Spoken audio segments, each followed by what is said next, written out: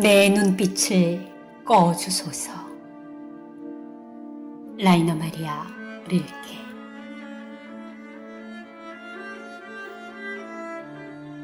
내 눈빛을 꺼주소서.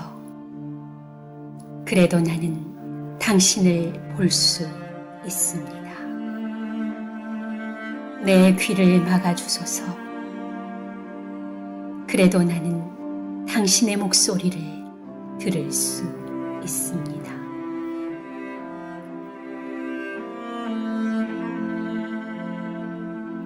발이 없어도 당신에게 갈 수 있고, 입이 없어도 당신의 이름을 부를 수 있습니다.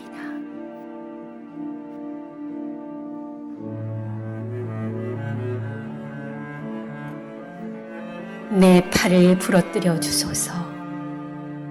나는 손으로 하듯 내 가슴으로 당신을 끌어안을 것입니다. 내 심장을 막아주소서. 그러면 나의 뇌가 고동칠 것입니다. 내 뇌에 불을 지르면 나는 당신을 피에 실어 나르겠습니다.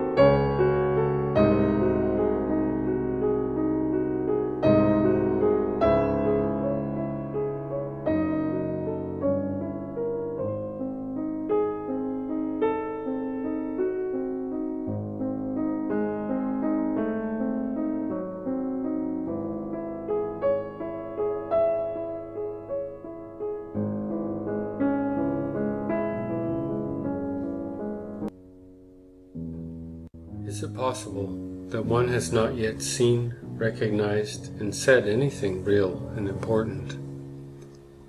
Is it possible that one has had thousands of years of time to look, reflect, and write down, and that one has let the millennia pass away, like a school recess in which one eats one sandwich and an apple?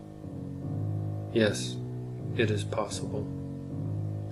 Is it possible that in spite of inventions and progress, in spite of culture, religion, and worldly wisdom, that one has remained on the surface of life? Is it possible that one has even covered this surface, which would at least have been something, with an incredibly dull slipcover, so that it looks like living room furniture during the summer vacation? Yes, it is possible. But if all this is possible, has even an appearance of possibility, then something has to happen. The first person who comes along, the one who has had this disquieting thought, must begin to accomplish some of what has been missed, even if he is just anyone, not the most suitable person. There is simply no one else to do it.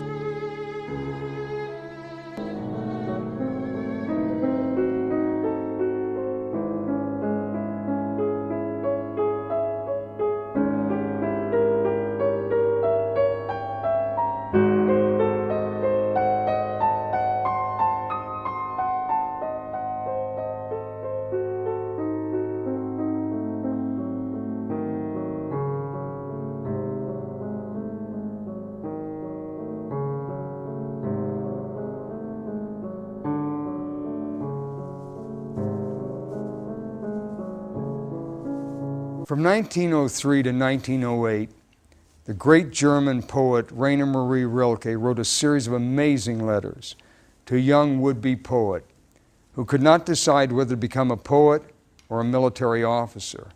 He was attending the same military academy that Rilke had attended years before. So this is on poetry and on surviving as a sensitive observer and an artist in the reality of the world. Rilke's Letters to a Young Poet is a great book, and for me the letters are a credo of creativity and a source of inspiration. After reading Rilke, it became clear to me I had no choice in the matter. I had to create. So my dear young poets, let me read to you this wonderful piece of advice, and let it be a guiding light to you in your life as a creator.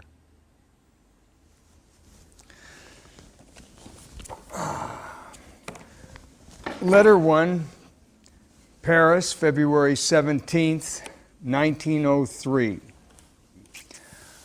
My dear sir, your letter only reached me a few days ago, and I want to thank you for its great and kind confidence. I can hardly do more. I cannot go into the nature of your verses, for all critical intention is too far from me. With nothing can one approach a work of art so little as with critical words. They always come down to more or less happy misunderstandings. Things are not also comprehensible and expressible as one would mostly have us believe. Most events are inexpressible, taking place in a realm which no word has ever entered, and more inexpressible than all else are works of art. Mysterious existences, the life of which, while ours passes away, it endures. After these prefatory remarks, let me only tell you further that your verses, they have no individual style, and although they do show quiet and hidden beginnings of something personal, I feel this most clearly in the last poem, My Soul, There's Something of Your Own, wants to come through to word and melody, and in the lovely poem to Leopardi, there does perhaps grow up a sort of kinship with that great and solitary man. Nevertheless, the poems are not yet anything on their own account, nothing independent, even the last one to Leopardi. Your kind letter which accompanied them does not fail to make clear to me various shortcomings, which I felt in reading your verses without having been able to specifically name them. You ask whether your verses are good. You ask me, you've asked others before, you send them to magazines, you compare them with other poems, and you are disturbed when certain editors reject your efforts. Now, since you've allowed me to advise you, I beg you to give up all that. You're looking outward, and that above all you should not do now. Nobody can counsel you and help you, nobody. There's only one single way. Go into yourself. Search for the reason that bids you to write. Find out whether it is spreading out its roots in the deepest places of your heart. Acknowledge to yourself whether you would have to die if it were denied you to write. This above all, ask yourself in the stillest moment of your night, must I write? Delve into yourself for a deep answer. And if this should be affirmative, if you may meet this earnest question with a strong and simple "I must," then build your life according to this necessity.